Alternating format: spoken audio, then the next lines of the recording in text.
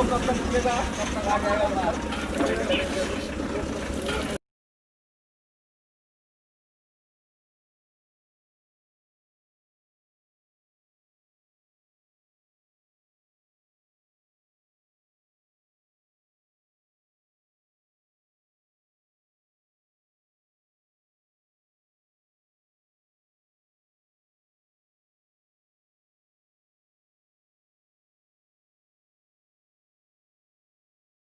पहले तो मैं अपनी टीम को बधाई दूंगा और हमारे कलाकारों को भी बधाई दूंगा कि उनका सहयोग प्यार हमें मिल रहा है।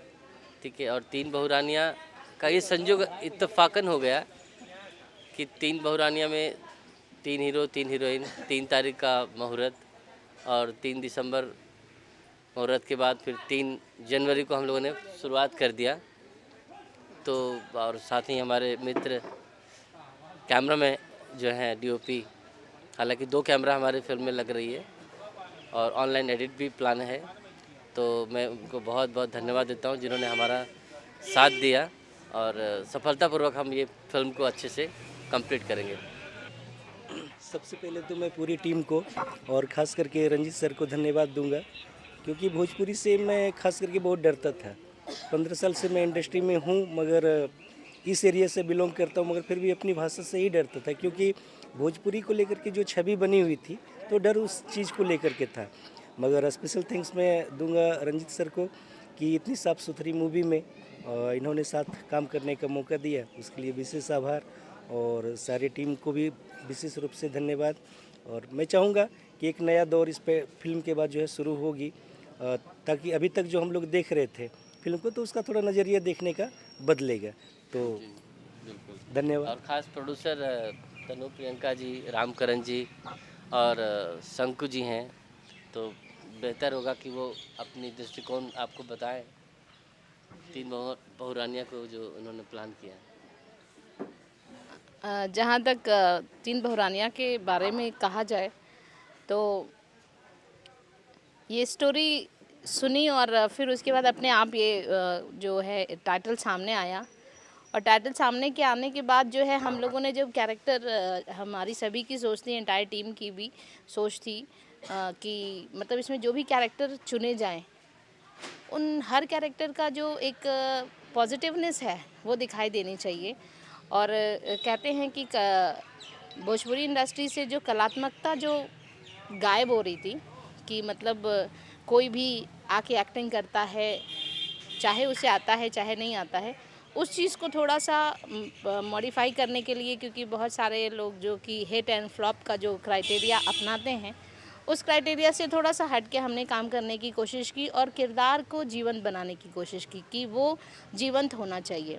भाषा की कोई सीमा नहीं होती है, इसलिए हमारे इस फिल्म में बहुत सारे आर्टिस्ट हैं, जैसे कि माँ के कैरेक्टर में आप हैं, तो ये गुजरात से हैं लेकिन भोजपुरी, तो हालांकि बहुत सारे आर्टिस्ट इस तरीके से हैं, लेकिन कहने का मतलब है कि आपको खुद रिस्क लेना पड़ेगा।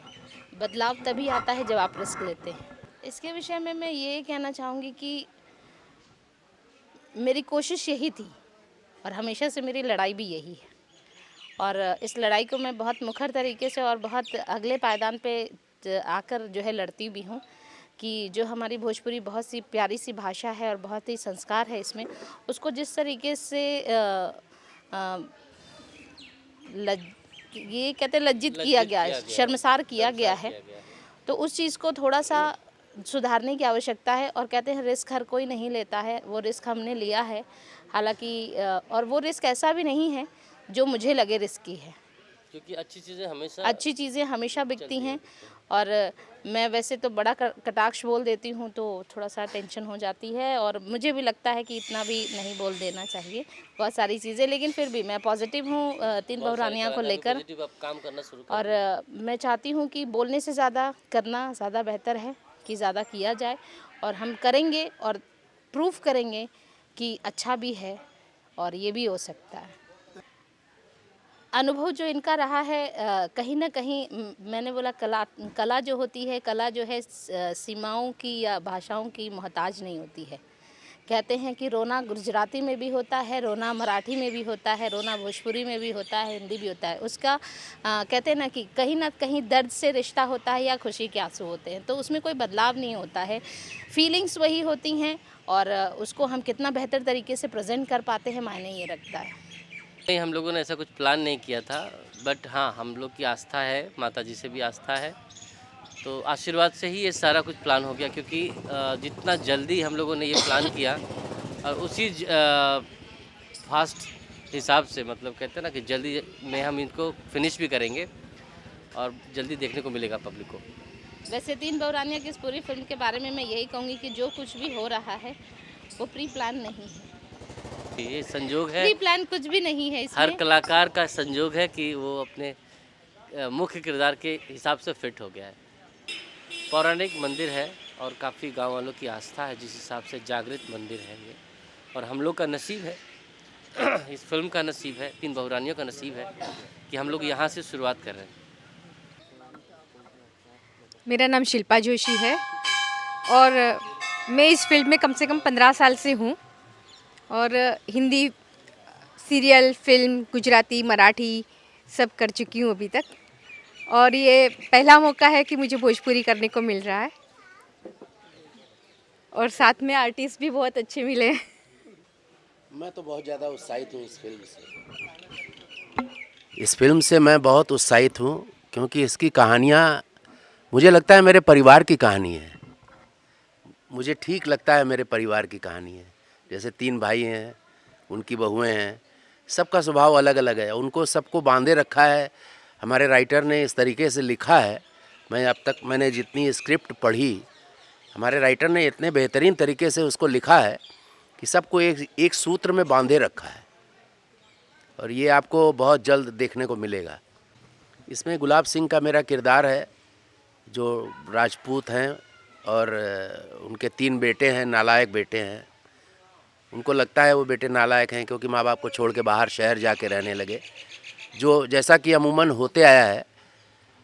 ज़्यादातर गांव छोड़ करके बच्चे बाहर शहर में पढ़ना चाहते हैं और लग्ज़री जीना चाहते हैं, और उनके साथ क्या क्या होता है अब अगर हम आपको पूरी स्टोरी बता देंगे तो फिर अब फिल्म देखने का मज़ा ही नहीं रह जाएगा।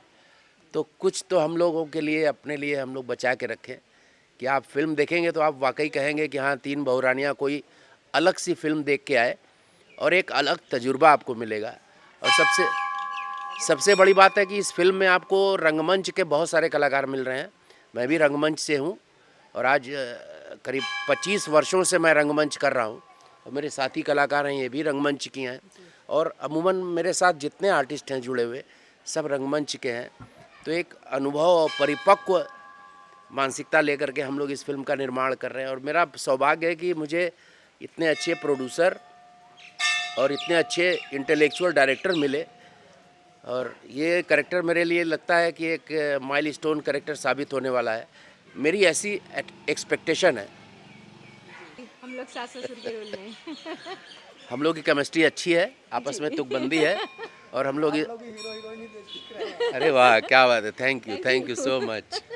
अभी मतलब बाबूजी थोड़े से नाराज़ हो गए थे, लेकिन अभी माँ है, माँ तो बच्चों से दूर नहीं रह सकती। अभी आप आगे स्टोरी देखिए, आपको बहुत मज़ा आएगा।